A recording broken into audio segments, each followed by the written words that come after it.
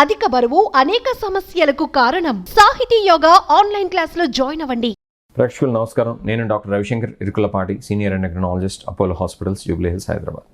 ఈ పర్టికులర్ ఎపిసోడ్లో ఏం చేస్తే డయాబెటీస్ రాదు అనేటువంటి విషయం గురించి మీతో చర్చిస్తాను. డయాబెటీస్లో అసలు రకాలు అనేవి తెలుసుకోవాలి మనం.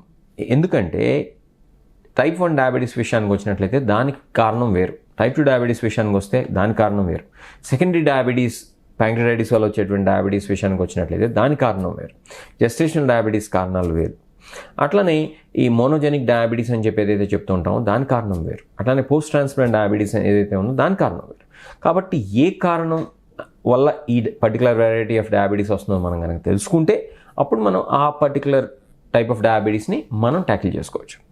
ముందుగా నేను మాట్లాడబోయేది టైప్ 1 డయాబెటీస్ గురించి. టైప్ 1 డయాబెటీస్ కనుక ఉన్నట్లయితే అది ఆటోఇమ్యూన్ కారణాల వల్ల వస్తుంది. కాబట్టి మనం ఇప్పుడున్నటువంటి పరిస్థితుల్లో మార్కెట్లో భారతదేశంలో అయితే అది రాకుండా ఉండడానికి డిలే చేయడానికి మందు లేదు, కానీ తొందరలో వచ్చేటువంటి పరిస్థితి ఉంది. కాబట్టి మనం ఆ పర్టికులర్ మందును కనుక మీ యొక్క డాక్టర్తో డిస్కస్ చేసినట్లయితే, మీకు ఫ్యామిలీ హిస్టరీ ఉన్నట్లయితే, మీకు టైప్ 1 డయాబెటీస్ వచ్చేటువంటి రిస్క్ ఎక్కువగా ఉన్నట్లయితే ఆ మందు ఇచ్చేటువంటి అవకాశం ఉంటుంది.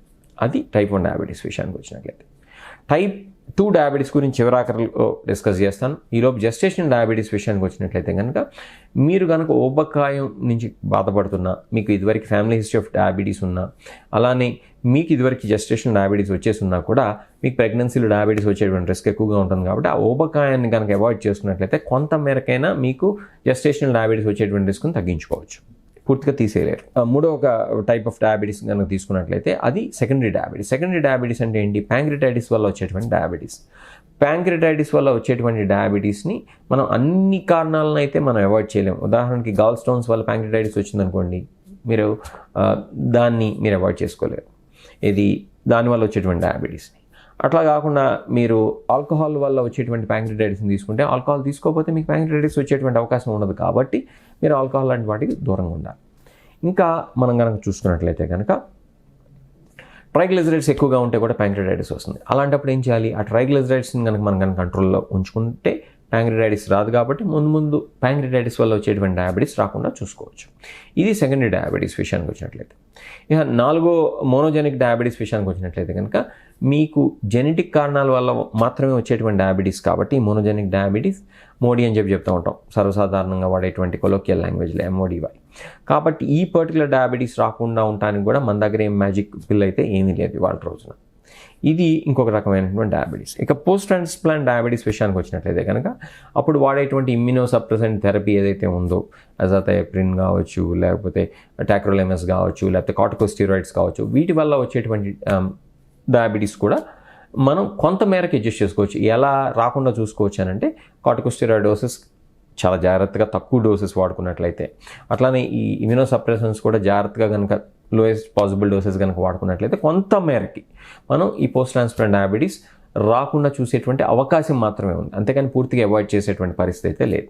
ఇక స్టెరాయిడ్ ఇండ్యూస్డ్ డయాబెటీస్ విషయానికి వచ్చినట్లయితే కార్టికోస్టెరాయిడ్స్ వల్ల వచ్చేటువంటి డయాబెటీస్, మనం అనవసరంగా కార్టికోస్టెరాయిడ్స్ వాడకుండా ఉన్నట్లయితే కనుక తప్పకుండా అసలు ఈ కార్టికోస్టెరాయిడ్స్ వల్ల పెరిగేటువంటి షుగర్స్ రాకుండా మనం చూసుకోవచ్చు. కొన్ని సందర్భాల్లో మన కార్టికోస్టెరాయిడ్స్ని అవాయిడ్ చేయడం అనేది మనకు ఉన్నటువంటి హెల్త్ రీజన్స్ పరంగా సాధ్యపడకపోవచ్చు. అలాంటి పరిస్థితుల్లో కార్టికోస్టెరాయిడ్స్ వాడుకోవాల్సిందే, మనకి షుగర్ లెవెల్స్ పెరిగినా కూడా దాన్ని ట్రీట్ చేసుకోవాల్సిందే. అంతే తప్పితే అలాంటి పరిస్థితుల్లో మేము కార్టికోస్టెరాయిడ్స్ వాడుకోకుండా ఉన్నట్లయితే కనుక ప్రాణాపాయం కూడా కలగచ్చు. కాబట్టి అలాంటి పిచ్చి పనులు మనం చేయకూడదు, డాక్టర్లు చెప్పినటువంటి విధంగా మాత్రమే పాటించాలి.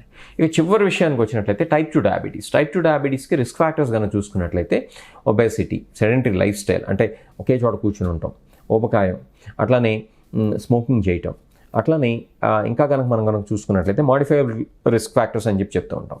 అది అంటే ఏంటి? రాత్రులు సకాలంలో నిద్రపోకుండా లేట్గా ఉంటాం, అట్లానే ఆహార నియమాలు పాటించకుండా ఏది పడితే అది తింటాం.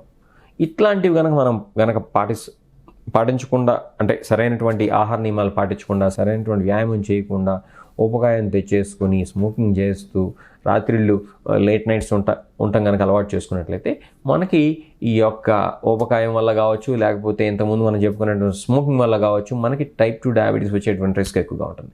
జెనెటిక్ ఫ్యాక్టర్స్ని మనం ఎలాగూ ఇవాళ రోజున మనం మాడిఫై చేసుకోలేము. కాబట్టి టైప్ 2 డయాబెటీస్ విషయంలో కనీసం మన చేతిలో ఉన్నటువంటి ఈ యొక్క లైఫ్ స్టైల్ ఏదైతే ఉందో, సరైనటువంటి ఆహారం తినటం, సరిగ్గా వ్యాయామం చేయటం, సకాలంలో నిద్రపోవటం, స్మోకింగ్ చేయకుండా ఉండటం, లాంటివి కనుక చేస్తూ మనం యాక్టివ్ లైఫ్ స్టైల్ని కనుక లీడ్ చేస్తూ ఉన్నట్లయితే కనుక మనకి టైప్ 2 డయాబెటీస్ వచ్చేటువంటి రిస్క్ బాగా తగ్గుతుంది. కాబట్టి మనం ఈ యొక్క డయాబెటీస్ వెరైటీస్ ఏంటి, వాటికి సంబంధించినటువంటి రిస్క్ ఫ్యాక్టర్స్ ఏంటి కనుక తెలుసుకున్నట్లయితే తప్పకుండా మనం కొంత మేర కన్నా డయాబెటీస్ రాకుండా చూసుకోవచ్చు. Take care. సుమన్ టీవీలో మీ పర్సనల్ అండ్ బిజినెస్ ప్రమోషన్స్ కోసం కింది నెంబర్కి కాంటాక్ట్ చేయండి.